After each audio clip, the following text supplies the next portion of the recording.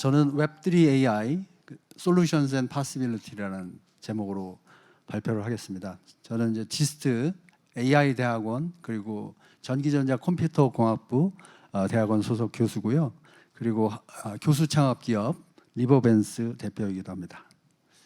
예, 오늘 아젠다는 저렇게 네 가지로 하겠습니다. 쇼트 바이오가 좀 필요한 것 같아서 저에 대한 말씀 조금 드리고 시작하도록 하겠습니다. 저는 UCLA에서 이제 무선통신으로 이제 학위를 받았고요. 학위를 마침과 동시에 휴즈 리서치 랩이라는 말리부 가보신 분들은 있으실 텐데요. LA 동북쪽 해안가에 위치한 그 연구소고요. 제가 이제 재직한 지 한 3년쯤 되니까 저렇게 바다를 바라볼 수 있는 오피스를 얻었을 때쯤 피츠버그 대학으로 교수로 임명이 되어서 가게 되었습니다. 그래서 HRL에 있을 때는 주로 미 국방부 연구기획국 DARPA 프로젝트를 수주해서 했었고요. 제가 이제 PI를 맡았던 게 프랙탈 인터넷 트래픽 엔지니어링 이런 거를 맡았었고요. 그리고 이제 피츠버그 대학교에 전임 교수로 갔을 때는 이제 전통적인 무선 통신 관련 연구를 했고 지스트로 이제 부임한 지는 15년이 됐고요.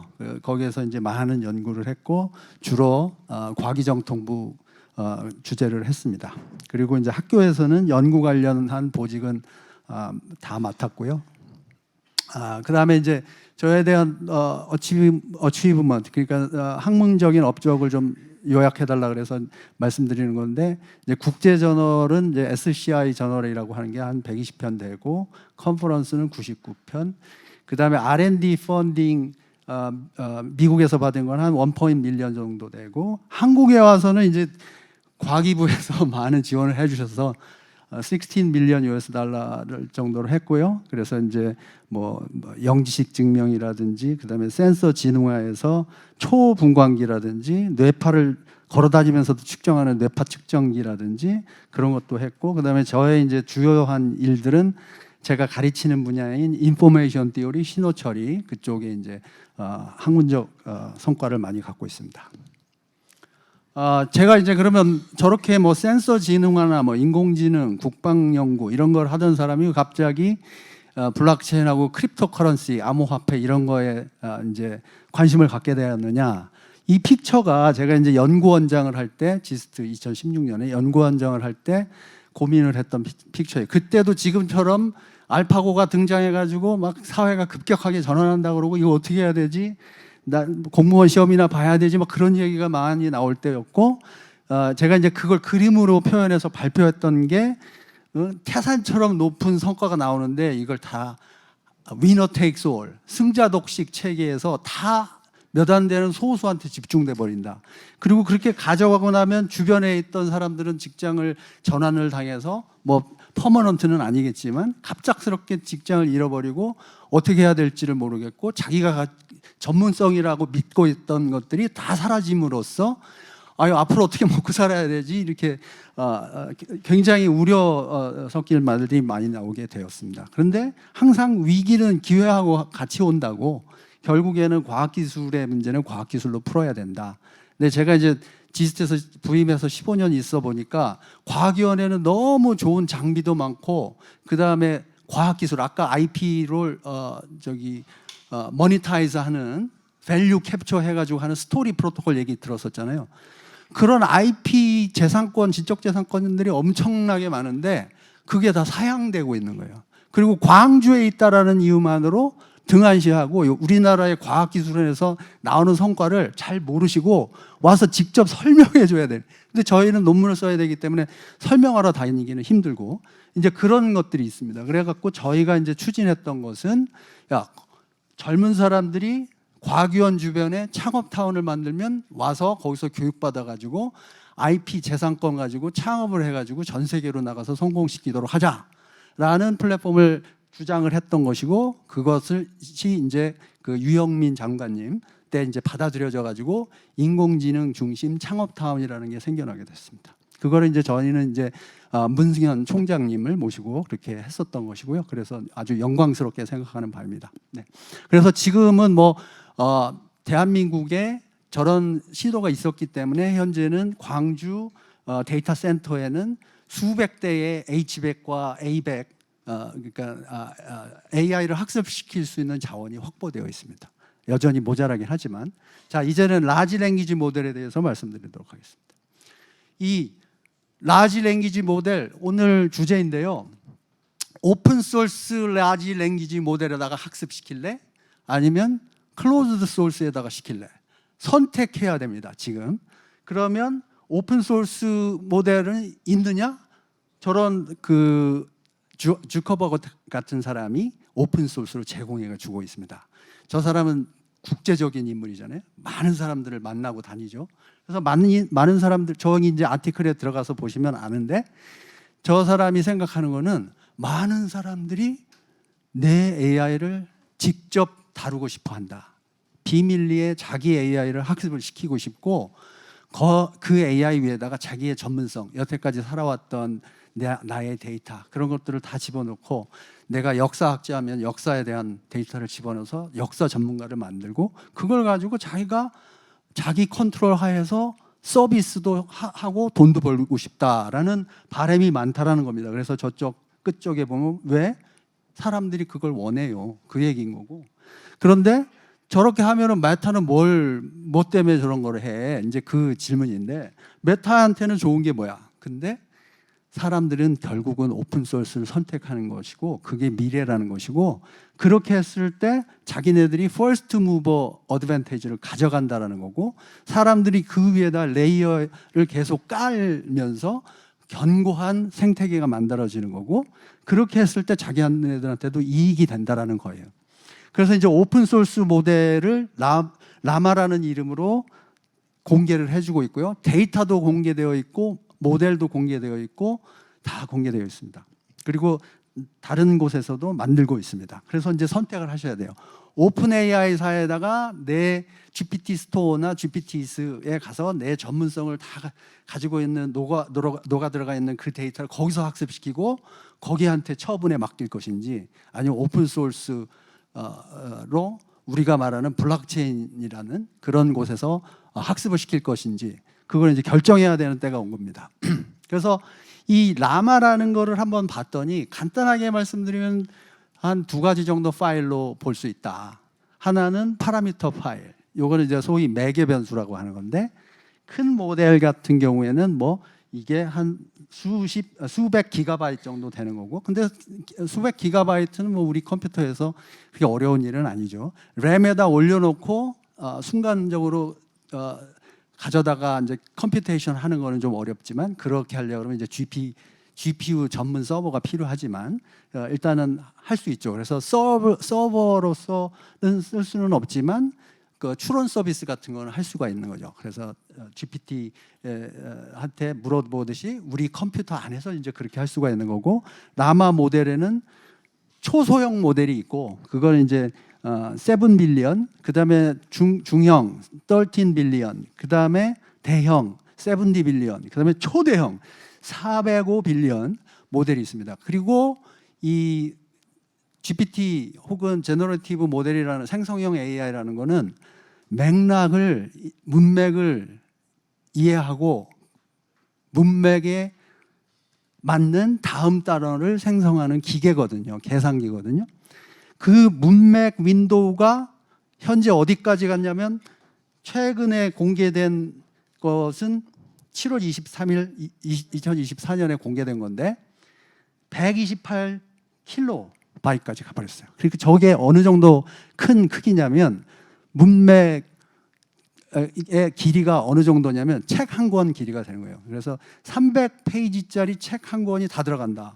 그리고 그 안에서 문맥을 파악해서 생성해주는 LLM을 공짜로 오픈소스로 공개해 줬다라는 거예요. 그렇게 됐고, 자 그러면 이거 이제 트랜스포머는 다음 단어를 예측하는 계산기다라는 것인데요. 그래서 여기에 이제 보시면 The cleverest thinker of all time was Mask. 이거는 가린 거예요. 이제 데이터를 갖고 있는 사람은 뭐가 정답인지 알고 있는 상태죠. 열면 보이고, 근데 한번 예측해 보라고 하는 거예요. 그 예측해 보라고 할 때는 처음에 이 단어를 벡터로 바꿔줍니다. 이걸 뭐 벡터 임베딩이라고 하는데, 그러면 수천 차원짜리 벡터가 되는 겁니다. 그 단어 하나가.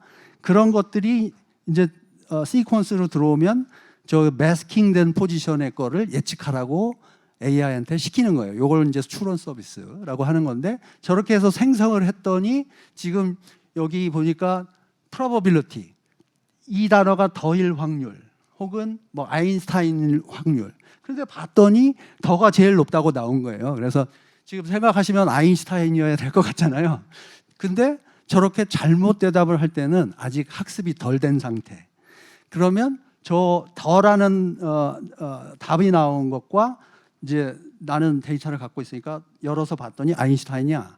그러면 저 둘 단어 간의 벡터의 차이를 집어넣어서 학습을 시키는 겁니다. 그러면 학습을 시키고 나면 소위 말하는 쿼리, 키, 밸류 벡터가 변화를 하는 거고, 그 밸류 벡터에는 이런 웨이트백, 매개 변수 매트릭스가 있어서 이 매개 변수 매트릭스의 값을 조금씩 변화시켜 나가는 겁니다. 그렇게 하면은 이제 그 다음서부터는 아인슈타인이야라고 이제 정답을 내게 되는 겁니다. 그게 이제 트랜스포머의 기본인 거고, 그러면 그렇게 하려고 그러면 매트릭스하고 매트릭스 멀티플리케이션을 엄청나게 큰 벡터 디멘션에서 해야 되는구나. 그러니까 GPU가 필요하겠구나. 이제 그런 얘기가 나오는 거고, 그 관계를 파악하는 그 매트릭스의 크기는 어느 정도나 큰 거냐면 128 킬로바이트 워드라고 그랬잖아요. 그러면 12만 8천 개의 워드와 워드 사이의 관계를 파악하려고 그러면 매트릭스 크기가 12만 8천 대 12만 8천 이렇게 커지는 거예요. 그래서 연산량이 엄청 많이 이제 필요하게 되는 거죠. 그런데 그것을 어떻게 학습시킬 수 있는가 하는 그 문제는 다 알려진 문제고, 그런 거는 이미 코드로 짜여 있기 때문에 초급 개발자도 이제는 그 AI를 학습시킬 수 있는 지경에 왔다. 그거를 이제 뭐 백프로포게이션이라는 방법, 역전파 방법이라고 하는 건데, 스티피스트 그레디언트 디센트 메소드 같은 거, 그런 거를 이제 들어가서 직접 고치고 양자화를 한다든지 그런 거 할 때는 이제 고급 엔지니어가 필요하지만, 학습시키는 데는 이제 그렇지 않아도 될 때까지 왔다라는 거죠. 그런데 우리가 모르는 거는 저렇게 해서 이게 잘 작동한다라는 거는 이제 알겠는데, 왜 그게 저렇게 잘 하는지는 모르는 거예요. 그 이유는 뭐냐면, 처음에 시작할 때 랜덤 매트릭스에서 시작하고, 그 매트릭스는 한 300에서 뭐 수천 개까지는 이제 있는데, 그 어텐션 헤드라는 거를 계산하는 놈이. 근데 그게 처음에 랜덤 포인트에서 시작해서 자기 나름대로 분할을 해 나가면서 동사와 주어의 관계, 명사를 형용하는 형용사가 앞에 몇 가 나왔는지 그걸 보고 그 문맥을 파악하는 놈, 그 다음에 문장과 문장 사이의 문맥을 또 파악하는 놈, 챕터와 챕터 사이의 연관성을 파악하는 놈, 자기네들이 스스로 그렇게 분화돼서 나가는 겁니다. 답을 주니까. 그래서 역전파를 해서 하게 되니까. 근데 그래서 이제 어떻게 잘하는지를 설명해봐. 그러면은 설명을 못 하는데 성능을 굉장히 좋은 LLM을 우리가 갖게 되었다, AI를 갖게 되었다, 그거고. 그런데 이제 그게 이제 그 체계, 우리가 원하는 체계대로 그대로 하는 것이 아니기 때문에 어떨 때는 잘 대답을 못하는. 그래서 앞에서 이 사람의 아들이 누구야 그러면 톰 크루즈의 어머니는 누구야 그러면 리 파이퍼 뭐 이렇게 나오는데, 거꾸로 물어보면 모른다고 하는 이제 저런 경우도 생겨나는 거죠. 왜? 그냥 확률적으로 생성하는 거니까, 학습을 그렇게 했기 때문에. 그리고 이제 또 한 가지는, 얘는 확률이 높은 다음 단어를 생성한 거지 그게 진리가 아니거든요. 그래서 하나를 선택을 할 때 그 놈이 그 확률이 56%여가지고 1등을 할 수도 있는 거잖아요. 그러면 44%의 확률로 틀릴 수도 있는 거잖아요. 그렇기 때문에 그 LLM 아웃풋이 나왔을 때는 잘 확인하고 베리파이하고 그 소스를 밝혀줘, 이런 식으로 추가 요구를 해서 인터넷에서 서치를 해가지고 자기가 생성한 말이 사실인지 아닌지 확인한 후에 뱉도록 그렇게 유도를 할 수가 있습니다. 이제 그런 기술을 이제 우리가 검색에 의해서 어그멘티드라는 제너레이션을 한다, 이제 그런 얘기입니다. 그래서 이렇게 이 라그 같은 방법을 여러 차례 쓰면은 점점 더 진실에 가까운 답을 뵙게 되는 거죠. 그렇게 됐고, 그 다음에 이제 그 우리가 얻는 방법 중에 큰 게 한 가지가 있는데 스케일링 로가 있는 거예요. 그래서 모델의 사이즈를 키우고 많은 양의 데이터를 학습을 시키면 점점 더 잘하더라. 끝간데 없이 더 잘하더라. 그래서 자꾸만 모델 사이즈 키우는 경쟁을 하게 되는 거고, 모델 사이즈를 키우게 되면 GPU가 더 많이 필요하게 되는 겁니다. 네. 그렇게 되면 이머전트, 그 의도치 않게 생겨나는 능력이 생겨나는데 그 중에 하나가 퓨셜 러닝. 많이 안 가르쳐 줬는데 할 수 있어.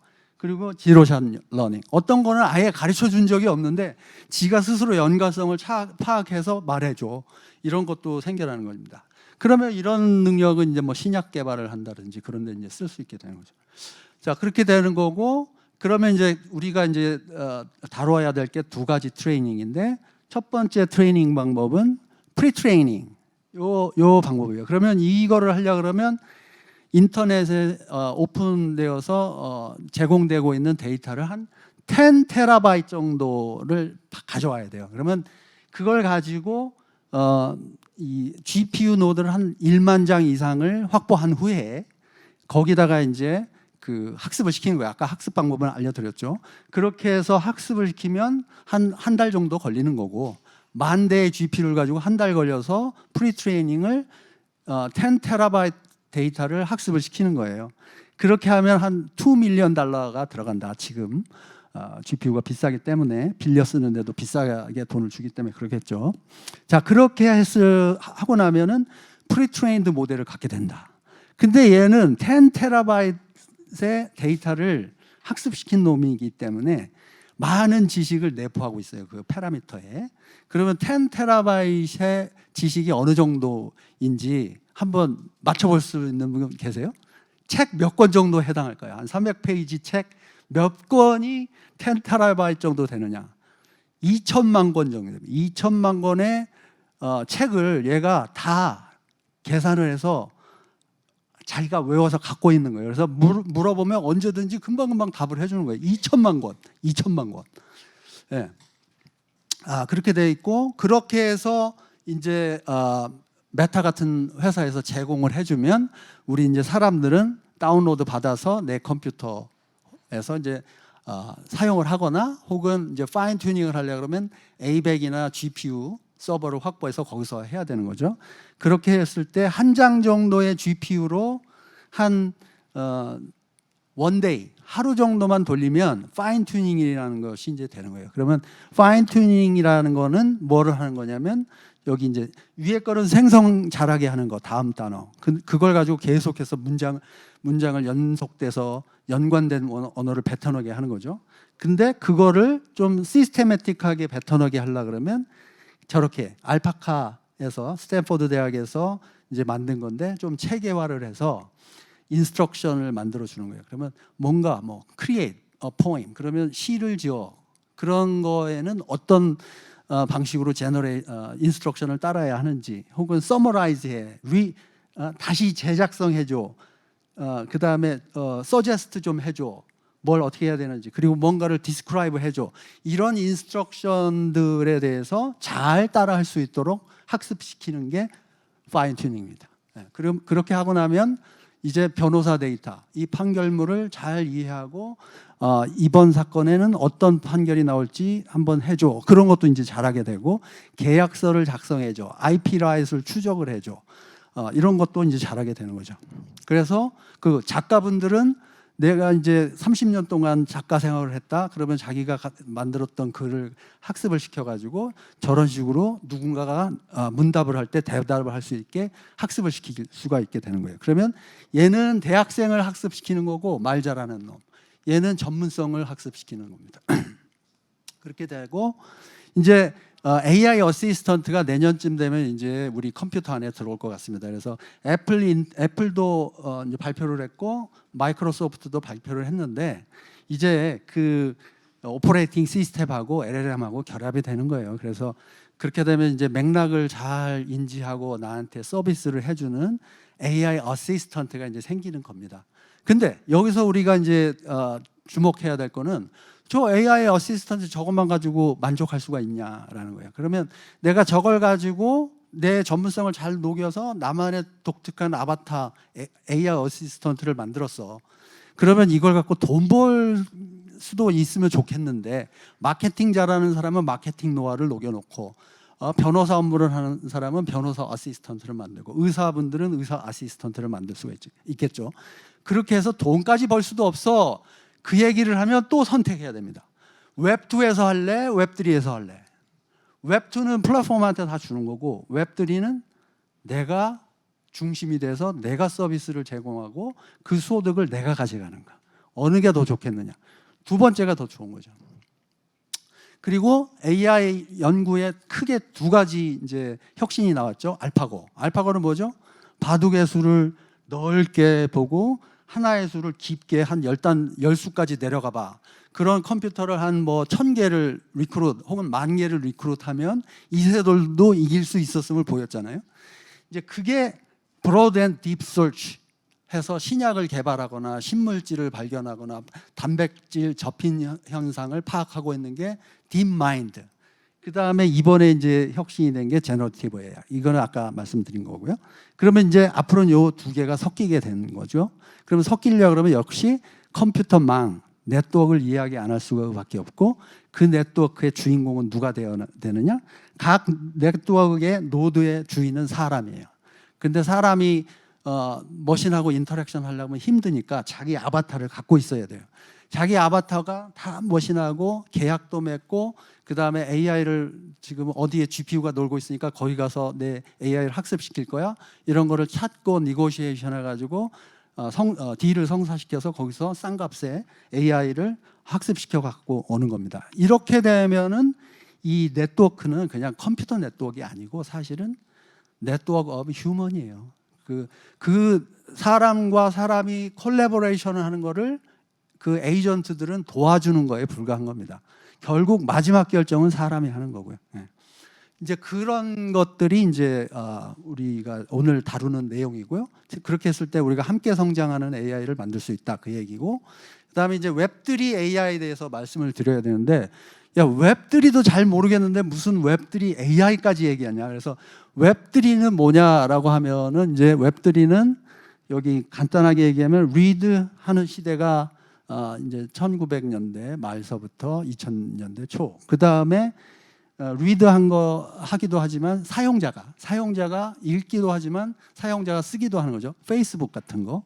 근데 그걸 가지고 모니타이즈는 페이스북이 여태까지 다 해왔는데 야 그거 나도 좀 모니타이즈 좀 해보자 내 AI 에이전트로. 그게 웹3 AI입니다. 그래서 웹3 인프라스트럭처라고 하는 것들이 여태까지 나온 걸 보면 뎁이 나왔다 그러고 NFT가 나왔다 그러고 무슨 다오가 나왔다 그러고 허가받지 않고 참여할 수 있는 오픈 소스 플랫폼이라고 하는데 이게 잘 이해가 안 가잖아요. 그리고 그렇게 혁신적인 것 같지 않고 토큰밖에 없는 것 같은데 그런 생각이 많이 들고. 근데 AI가 이 안에 들어가면 많이 바뀔 수가 있다. 왜? 생산성이 극대화되는. 여기는 생산적인 게 그렇게 많지 않았잖아요. 토큰밖에. 그래서 이제 그게 중요한 롤을 차지하게 되는 거고, 저 이제 웹3라는 거를 추구한 사람들은 이더리움 계열의 사람들이에요. 그래서 이더리움의 비탈릭 부테린, 그 다음에 그 공동 그 파운더 게빈 우드 이런 사람들이 주도해 왔습니다. 그리고 월드 이코노믹 포럼 4차 산업혁명 얘기했던 거기서도 웹3의 미래를 아주 강하게 추진하고 있습니다. 그게 이제 웹3고, 근데 웹3에는 결국은 토큰밖에 없으니까, 그리고 블록체인을 사용한다 그랬는데 블록체인 스페이스가 모자라잖아요. 뭐 이더리움 같은 것도 12초에 한 블락 1메가바이트 스페이스밖에 안 생기잖아요. 그래서 스케일러빌리티가 없잖아요. 그거 아직도 못 풀었거든요. 그럼 어떻게 할 거냐? 스케일러빌리티. 근데 지갑을 사용하려고 봐도 힘들고 NFT를 하려고 해도 힘들어. 유저 익스피리언스. 이거 너무 어려서 못 하겠다. 던져버려. 그거. 그 다음에 블록체인과 블록체인이 많이 존재하는데 지들끼리도 연합이 안 되고 잘 왔다 갔다 하지도 않아, 자산이. 그런 거. 저런 문제를 어떻게 해결할 것인가. 저거 이제 해결이 돼야 이제 가능한 거죠. 그래서 이제 마지막으로 웹3 AI는 그 블록체인 혹은 verifiability, 트러스트 레이어 이런 것들을 좀 더 유연한 방법으로 만들자. 그런 이야기가 첫 번째고, 그래서 웹3 AI는 AI하고 웹3를 융합하는 건데, 즉 AI를 웹3 플랫폼에서 돌리거나 AI가 웹3를 도와주거나 이 두 가지인데, 첫 번째가 플랫폼 만드는 타입이고요. 그래서 스케일러빌리티 문제를 직접 풀고, 그 다음에 두 번째 거는 유저 익스피리언스. 아까도 이제 스토리 프로토콜에서 보셨듯이 사람을 도와줘가지고 이거 토큰 보내는 것도 쉽게 해주고 데이터 찾는 것도 쉽게 해주는 그런 류. 하나는 플랫폼 만드는 것, 두 번째는 사용자 익스피리언스 개선하는 거. 두 가지에 쓴다라는 얘기고, 그게 이제 웹3 AI고, 여전히 챌린징한 것들은 있고, 그런데 우리가 가야 할 길은 뭐다? 결국에는 과학기술이 뭐 문제가 아니고, 제가 아까 서두에서도 말씀드렸듯이 사람이 어떻게 자기 가족과 함께 살아가면서 가족을 레이즈하고 거기서 이제 경제 활동에 적극적으로 참여하게 될 때 선순환 구조가 만들어지는 거지, 과학만 발전하고 사람들은 다 망해버리면 안 되는 거잖아요. 이제 그 이야기가 우리가 이제 다음에 하려고 하는 이야기입니다. 그래서 그게 이제 웹3 AI 이야기고, 웹3 AI 쪽으로 펀딩을 받은 서양 그 회사들은 많이 있다. 근데 우리나라는 아직 없고, 그런 얘기고, 예, 이제 그러면 이제 마지막으로 저희가 제공하는 솔루션은 어떤 모양이 될 것인지 말씀드리도록 하겠습니다. 그래서 우리는 플랫폼인데 무슨 플랫폼이다? 사용자들이 자기가 컨텐츠를 크리에이트하고 그걸 갖고, 여기서 컨텐츠는 AI도 될 수 있는 거예요. 데이터를 팔아먹기는 힘들었는데 AI가 설명해주고 팔으니까 쉽게 팔 수 있을 거 아니에요. 그렇게 해서 AI 에이전트를 만들어서 참여하는 경제, 그리고 함께 성장하는 AI를 만들자, 그거입니다. 그래서 마이 AI 시대는 이제 오고 있는 것 같아요. 이제 컴퓨터 안으로 들어온다 그랬잖아요, 아까. 어차피. 근데 그걸 갖고 경제 활동을 할 것이냐, 나를 중심으로, 아니면 현재까지 하던 방식으로 웹2 회사 플랫폼 중심으로 돌아가게 그냥 놔둘 것이냐, 이제 그거를 선택하는 거예요. 그러면 교사분들도 있고 작가분들도 있고 변호사도 있고 의사들도 있고 전문성 가진 분들이 많잖아요. 특히 한국 사람들이 제일 많잖아요. 그런 게 다들 지도자급이니까. 그럼 전 세계인을 대상으로 서비스를 하고 소득을 만들어낼 수가 있다, 그런 얘기를 하는 거죠. 그래서 아까 말씀드렸던 바와 같이, 그러면 이 그림이 금방 이해가 가실 거예요. 전 세계인이 만들어낸 데이터를 가지고 소득을 만들어내는데, 그 위너 테이크스, 승자 독식으로 글로벌 기업이 다 가져가는 구조로 가게 할 것인지, 그런 얘기인데, 우리가 이제 제안하는 건 이거예요. 중앙이 없죠. 중앙이 밑으로 꺼진 거예요. 중앙이 뭐야? 플랫폼인데 블록체인이래요. 블록체인이 스스로 돌아가는 거야. 오픈 소스야. 그래서 믿을 수가 있어. 어떻게 작동하는지 다 코드를 보면 아니까, 사람을 믿는 게 아니라 코드를 보고 그 코드가 변치 않으니까 믿는 거예요. 그 코드가 기저에 깔려 있고 그 위에다가 계속 빌드업하면 코드를 못 바꾸잖아요. 이게 바꾸면 이게 다 무너지니까. 그렇게 하는 게 이제 우리가 말하는 마이 AI 네트워크라는 개념이에요. 그러면 마이 AI 네트워크 개념은 뭐냐면, 각자 사람은 자기 AI를, 자기의 전문성을 학습을 시키고, 또 주기적으로 뭐 한 달에 한 번씩 파인 튜닝을 해서 추가적으로 학습시키고, 그렇게 해서 자기의 AI의 역량을 강화하면서 자기도 세상에 대해서 알게 되는 거죠. 왜? 아까 뭐라 그랬어요? 프리트레인드 모델이 세상의 정보를 다 학습을 해가지고 뭐든지 물어보면 2천만 권의 그 책을 다 학습해가지고 바로바로 답변을 주잖아요. 변호사에 관한 거, 엔지니어링에 관한 거 묻기만 하면 나오잖아요. 그리고 확인하는 방법도 이제 갖게 되었고, 그렇게 해서 사람의 역량이 강화되는 AI 모델을 사람들이 갖게 되고, 자기 AI를 가지고 웹3 플랫폼에서 서비스를 하면 이제 기원을 추적할 수가 있어요. 내가 언제 어느 때 어떤 데이터로 얼마만큼의 학습을 진행을 했고 나의 AI의 가치는 이 정도 높아. 그러면 마켓플레이스 같은 데다가 광고를 해서 마케팅 에이전트를 고용하면 되겠죠. 그렇게 해서 이제 자기 서비스를 원하는 사람들한테 스마트 계약을 맺고, 스마트 계약 맺을 때는 유저 익스피리언스니까 복잡한 거는 AI한테 맡기는 거니까 AI가 계약을 맺어갖고 이제 수행을 하는 거죠.